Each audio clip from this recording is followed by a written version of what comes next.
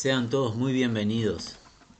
Hay gratitud en nuestro corazón a Dios por este privilegio que nos concede, comenzar juntos la lectura de una nueva carta. Invitamos al que lo desee dirigir su mirada a las Sagradas Escrituras, la palabra de Dios. Nuevo Testamento, primer carta de Timoteo. La propuesta es dar lectura a todo el primer capítulo. Claramente no vamos a poder cubrirlo en comentarios, pero siempre es bueno tener un panorama de lo que Dios nos quiere decir. Y luego, muy brevemente, haremos una introducción para las semanas siguientes ir avanzando en esta enseñanza. Dice la palabra de Dios, versión Reina Valera, primera de Timoteo, capítulo 1, versículo 1. Pablo, apóstol de Jesucristo por mandato de Dios nuestro Salvador, y del Señor Jesucristo nuestra esperanza. A Timoteo, verdadero hijo en la fe, gracia, misericordia y paz de Dios nuestro Padre y de Cristo Jesús nuestro Señor. Como te rogué que te quedases en Éfeso cuando fui a Macedonia, para que mandases a algunos que no enseñen diferente doctrina, ni presten atención a fábulas y a genealogías interminables que acarrean disputas, más bien que edificación de Dios que es por fe. Así te encargo ahora. Pues el propósito de este mandamiento es el amor nacido de corazón limpio y de buena conciencia y de fe no fingida, de los cuales cosas desviándose algunos se apartaron a vana palabrería, queriendo ser doctores de la ley sin entender ni lo que hablan ni lo que afirman.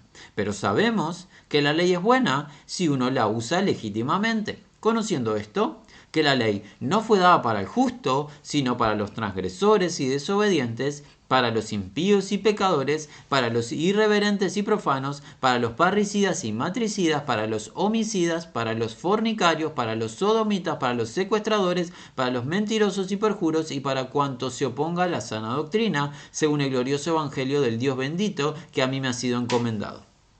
Doy gracias al que me fortaleció, a Cristo Jesús nuestro Señor, porque me tuvo por fiel, poniéndome en el ministerio, habiendo yo sido antes blasfemo, perseguidor e injuriador, mas fui recibido a misericordia, porque lo hice por ignorancia en incredulidad.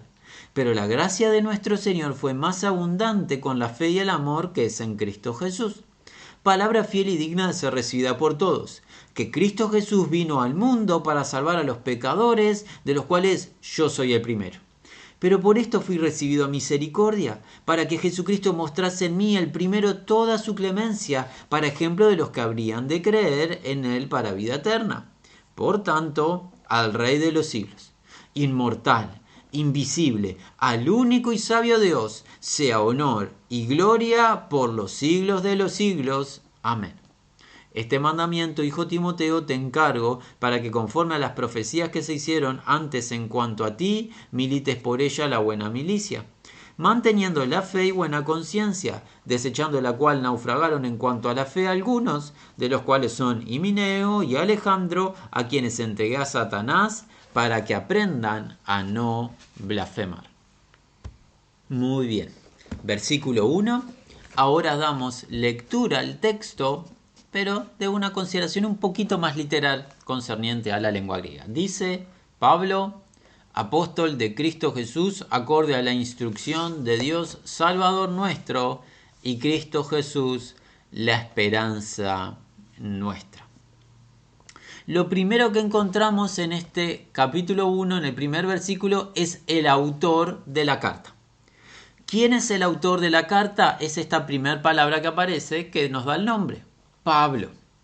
De él tenemos mucha información. En todo el Nuevo Testamento se habla mucho acerca de este varón llamado Pablo.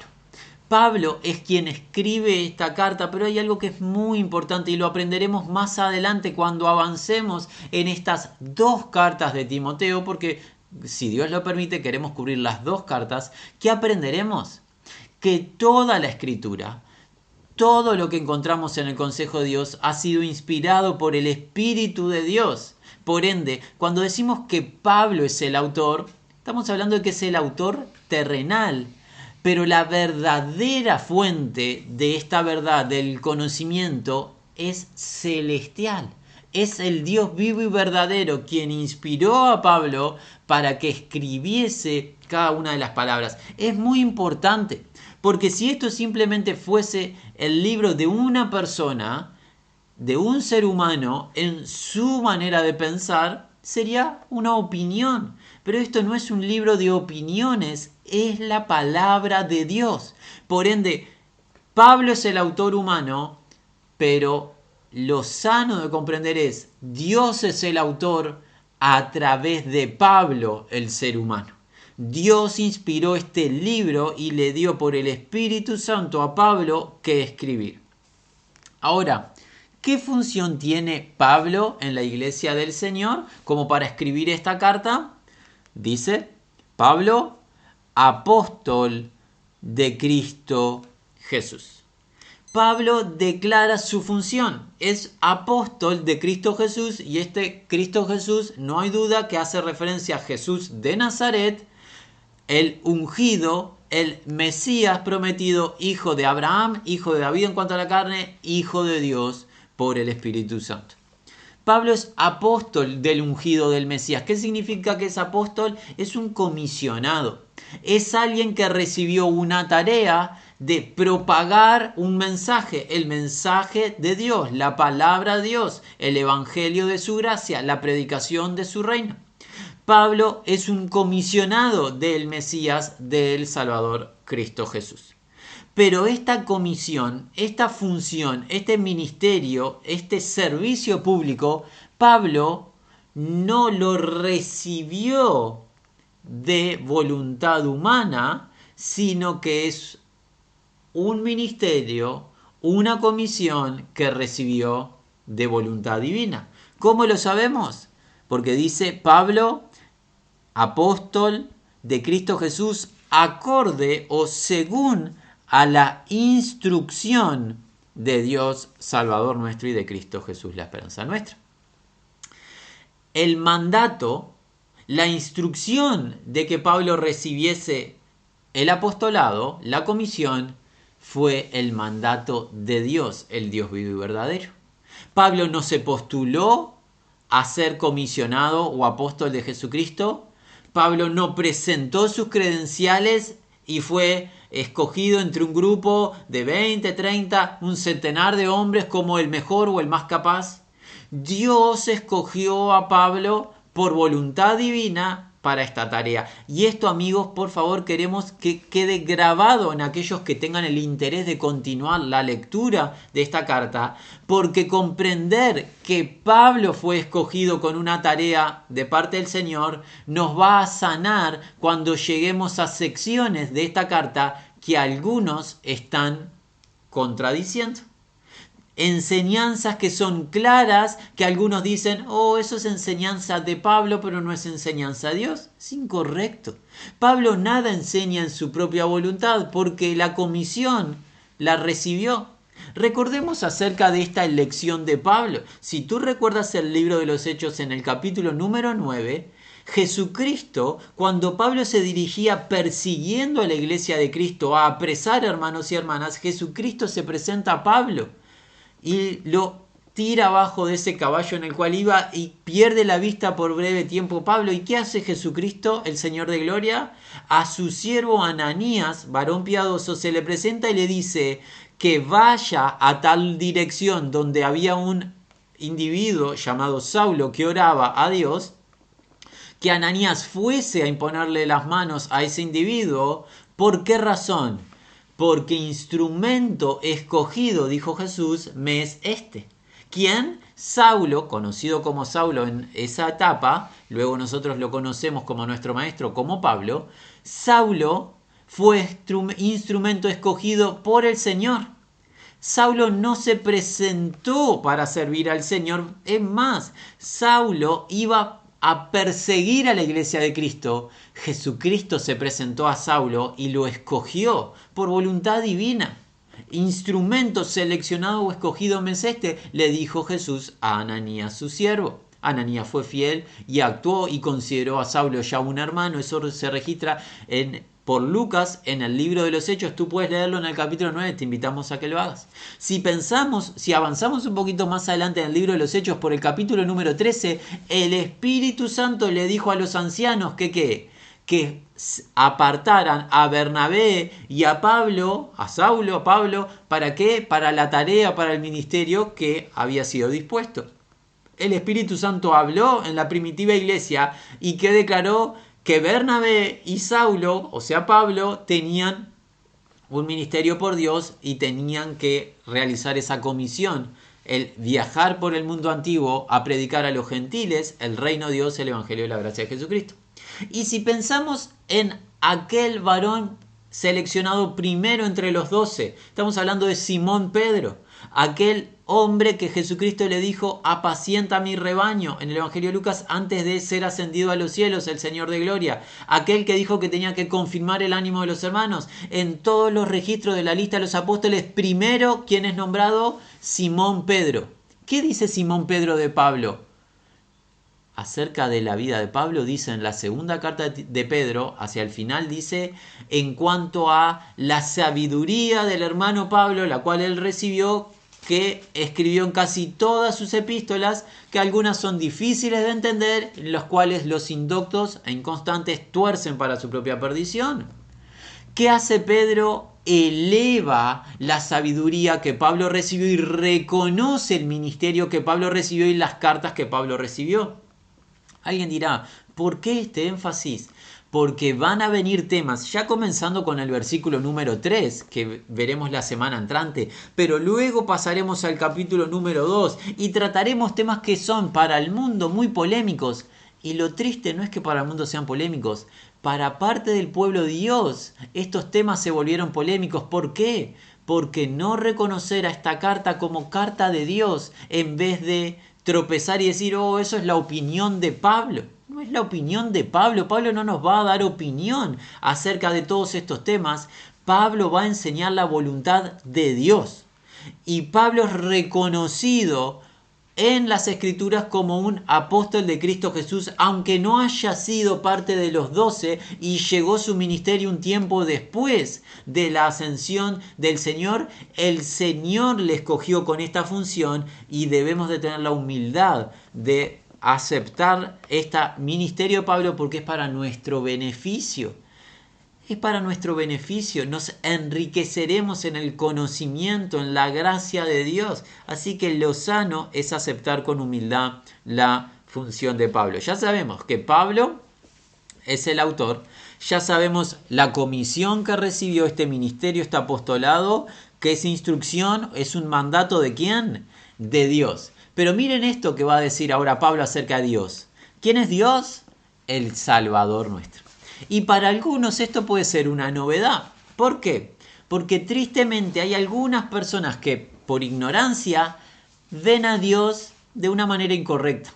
Algunas voces piensan que Dios, estamos hablando de Dios el Padre, se revela en el Antiguo Testamento de una manera con furor, con enojo, con ira. En cambio, Jesucristo en el Nuevo Testamento, estamos hablando de Dios el Hijo, se presenta con bondad, con misericordia, con humildad, y como que en cierto aspecto hay una discrepancia entre uno y el otro. Uno está muy enojado y el Hijo es muy bondadoso, y entre los dos tienen que llegar a un estado como neutro. No hay una realidad más incorrecta.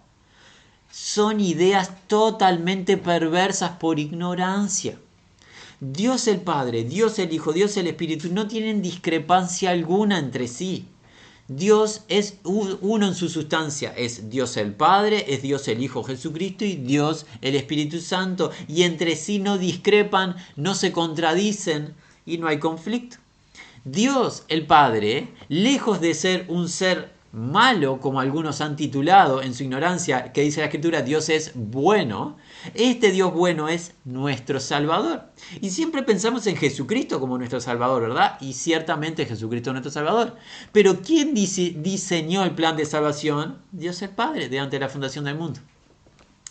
¿A quién entregó Dios el Padre para salvarnos? A Jesucristo su Hijo. ¿Quién dio la vida de su Hijo Jesucristo? El Padre.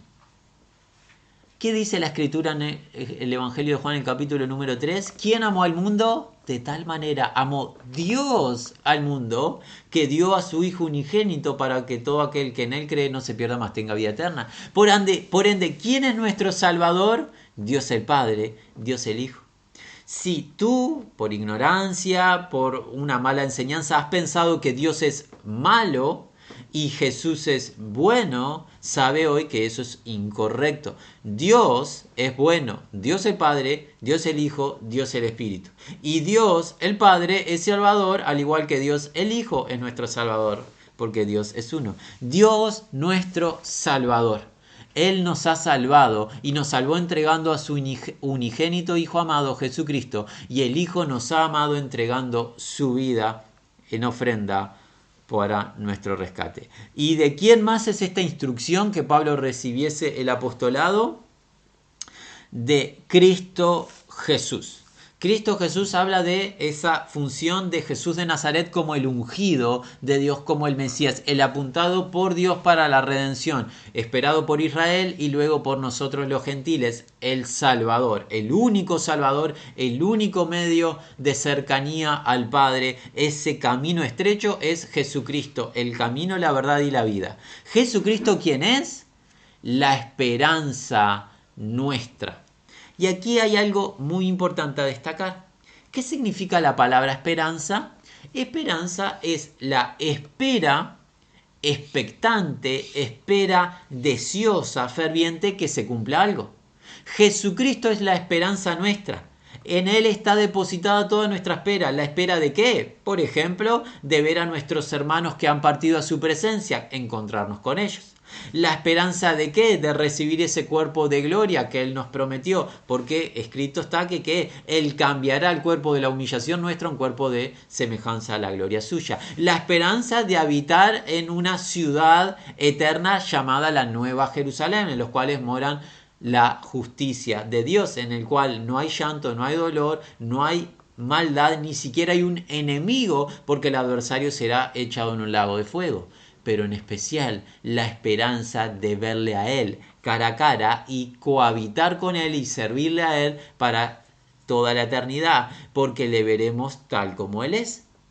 Esperanza es esperar que Dios cumpla lo que prometió. ¿Y por qué uno esperar con expectativa? Porque Dios no miente. Dios es veraz, Dios es fiel.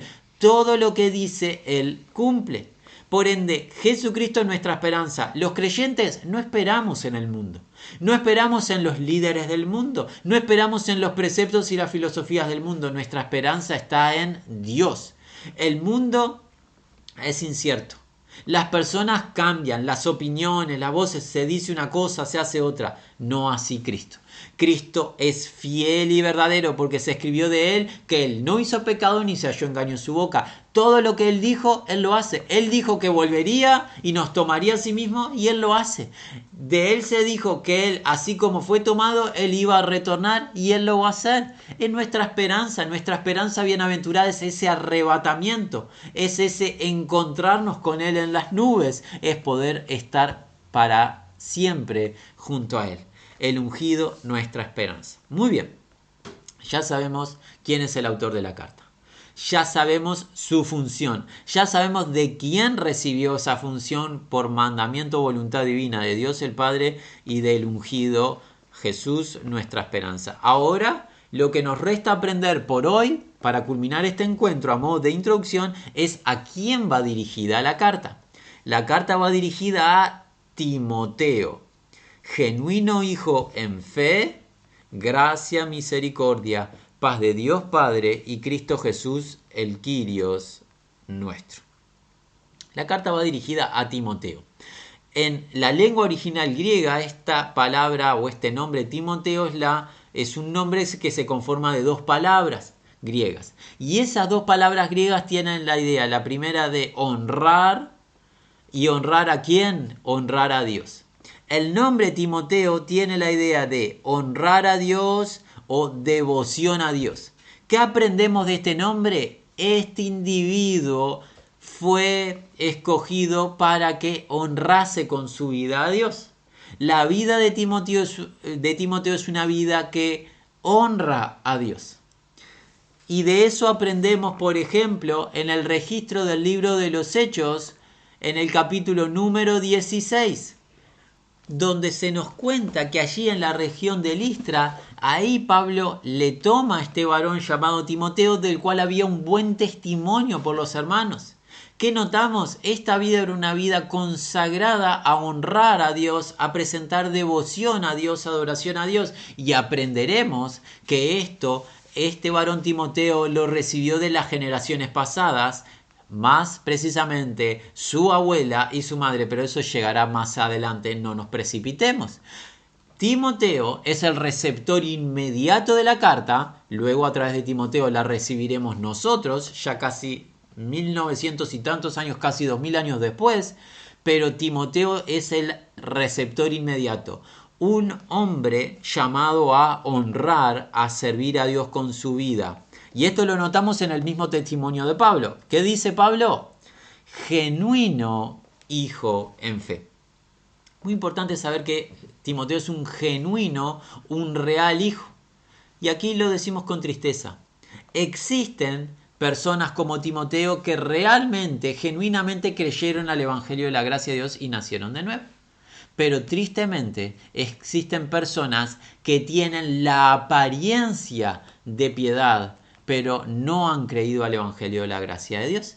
Debemos de recordar que creer al Evangelio de la gracia de Dios, arrepentirnos de nuestro pecado y creer en la muerte sustitutiva de Cristo Jesús por nuestras transgresiones y en la postrera resurrección de Cristo Jesús para nuestra justificación, eso implica una transformación, un nuevo nacimiento, un cambio total del ser. Pero hay personas que no nacen de nuevo porque no han creído genuinamente a la palabra de verdad y que toman una forma de religión o de fe externa, una fe fingida. De esto de fe fingida ya aprenderemos en la siguiente semana. Hay algunos con fe fingida, pero no es el caso de Timoteo. Timoteo es un genuino hijo de Dios en fe. Y en este caso, hijo de Pablo, ¿en qué aspecto? No hijo de Pablo natural, biológico, sino hijo de Pablo en cuanto a que Pablo consagró su vida a instruir a Timoteo, a formar en la fe a Timoteo. Es una expresión de cariño. No se malinterprete, porque hay algunos oyentes, quizás amigos que nos acompañen, que vengan de una tradición religiosa que les enseñó que hay personas que son sus padres espirituales y que ellos van a ejercer dominio sobre ustedes en una institución. No es correcto.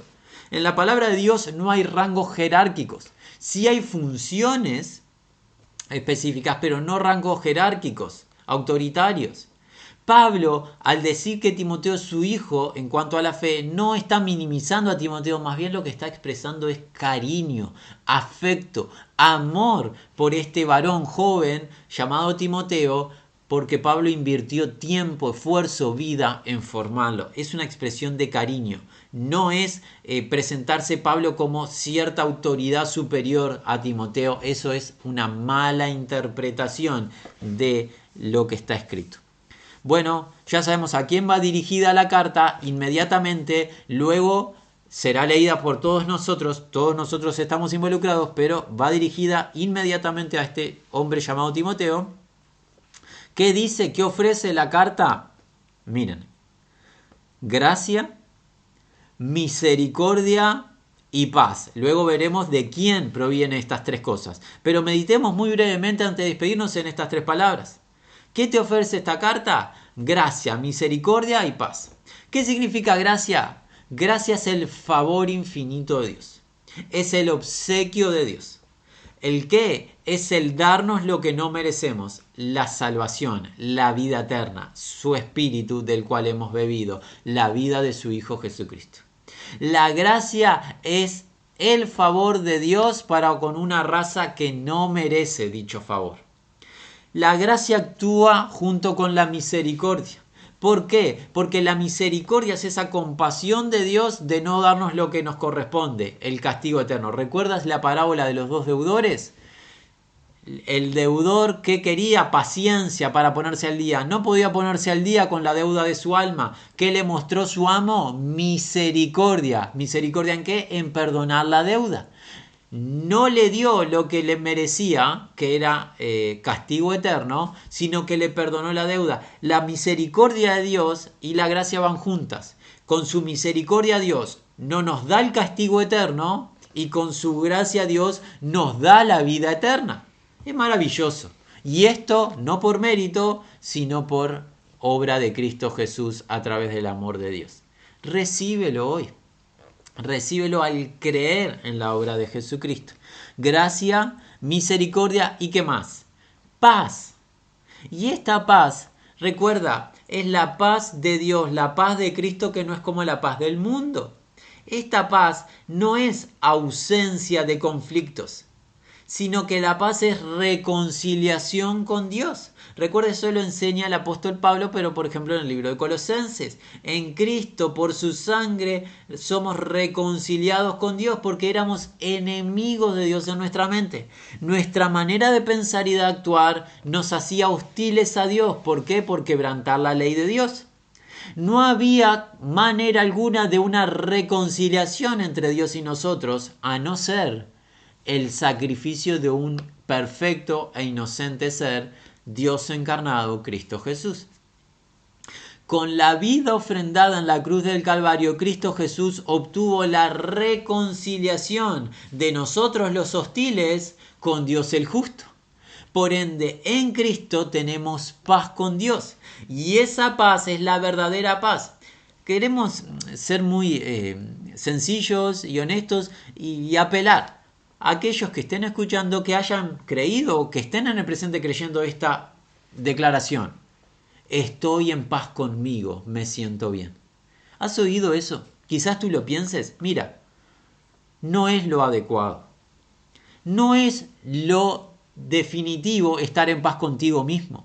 ¿Por qué no es lo definitivo? Porque tú no eres el juez eterno, tú no vas a juzgar tu alma en el juicio final. ¿Quién es el juez de vivos y muertos? Dios. Por ende, lo que tú necesitas, y en especial lo que el hermano que está hablando necesita, todo ser humano, lo que necesitamos es estar en paz con el juez, con Dios el Creador y el Salvador. Y estar en paz con Él solamente se puede realizar a través de la obra, de la ofrenda de su Hijo Jesucristo. Propiación, expiación por el pecado. Esa palabra que nos recuerda aquellas acciones en el antiguo tabernáculo que representaban la obra de Jesucristo. La expiación por el pecado es apaciguar la ira. ¿Cómo? Con un sacrificio. Jesucristo es el sacrificio que apacigua la ira de Dios por nuestro pecado y nos reconcilia con el Padre una vez y para siempre. La verdadera paz que tú necesitas no es estar en paz contigo, es estar en paz con Dios. Si tú estás en paz con Dios a través de la obra de Jesucristo, tú estarás en paz en el interior y tú estarás en paz con las personas, incluso con las que te hacen mal, con tus adversarios, porque estarás en paz con el Salvador, el Creador y Salvador de nuestras almas. Maravilloso. Gracia, misericordia y paz. ¿De quién? De Dios Padre. Y aquí vemos un segundo título acerca de Dios. Vimos a Dios como Salvador y hoy aprendemos algo más acerca de Dios. Dios Padre. Las Escrituras enseñan que Dios es Padre, pero ¿de quiénes?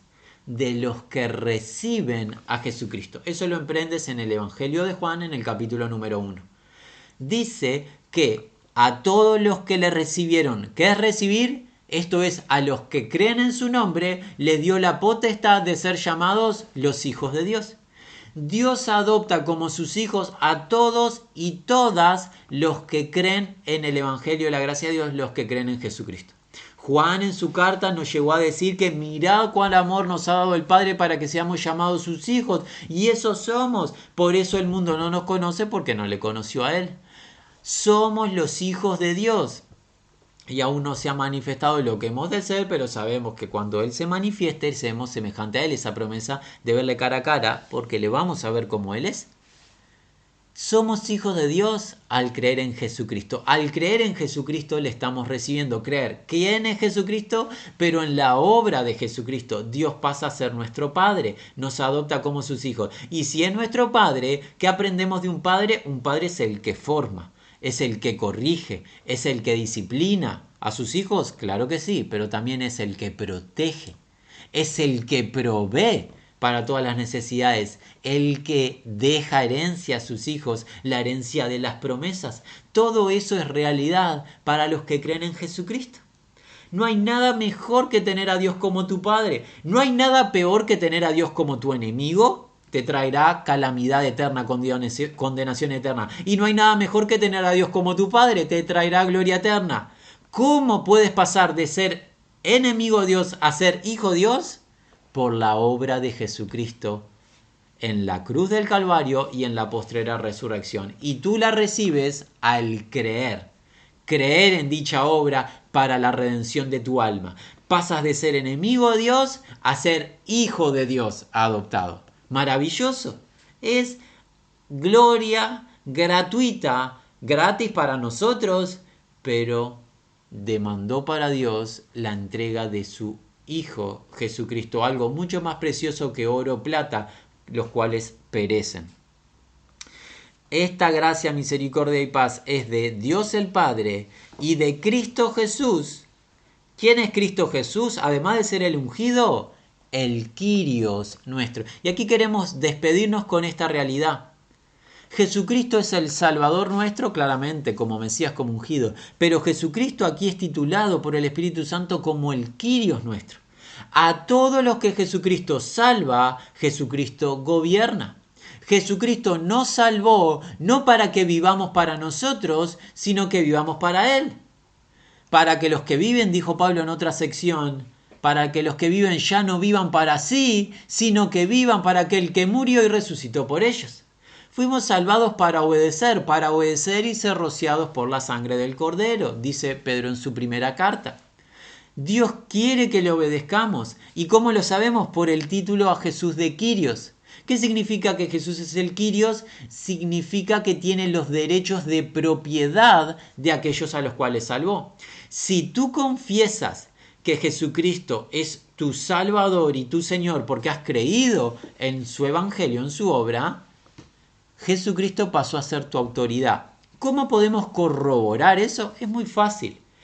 Cada instrucción que encontramos en la Escritura, tú la rechazas y pones tu propia opinión, o tú la aceptas y le pides, Padre, dame las fuerzas para obedecer esto que me has mandado. Queremos anticipar. Estas dos cartas de Timoteo traerán instrucciones en las cuales muchos tropiezan y hacen caso omiso a estas instrucciones y ponen su propia opinión delante. Ya va a llegar inmediatamente. A partir del versículo 3 vendrán instrucciones que hay que obedecer y practicar en la Iglesia de Cristo. Y en el capítulo número 2 habrán instrucciones muy específicas acerca de las funciones de hombres y mujeres que muchos tropiezan y ¿saben qué hacen? Hacen un caso omiso a la instrucción y ponen las opiniones personales o grupales, institucionales por delante de la instrucción. En ese caso, no estará Cristo siendo el Señor que está gobernando a las personas, sino que cada uno se estará gobernando así. No debe de suceder eso, mis amados. Tenemos que tener la humildad de reconocer que Cristo es nuestro Señor y Él nos gobierna por su palabra y su Espíritu, y sus mandamientos son mejores que nuestras opiniones, porque Él es el sabio. Él sabe todo. En sus mandamientos no hay mal. Recuerda que sus mandamientos son más preciosos que el oro refinado. Son mucho más puros que el oro refinado 7 veces en el horno. Sus mandamientos son perfectos porque Él es perfecto. Tengamos la humildad de sujetarnos al señorío de Cristo, quien nos ha salvado. Él no nos salvó por nuestra obediencia. Por las obras de la ley ninguna carne será justificada. Él nos salvó por gracia, pero sí nos salvó para que le obedezcamos. Él quiere que le obedezcamos. Con nuestras múltiples luchas, debilidades, tropiezos, Él quiere nuestra rendición. Y lo mejor que podemos hacer es rendirnos a nuestro Padre y a nuestro Señor Jesucristo. Maravilloso comienzo de carta.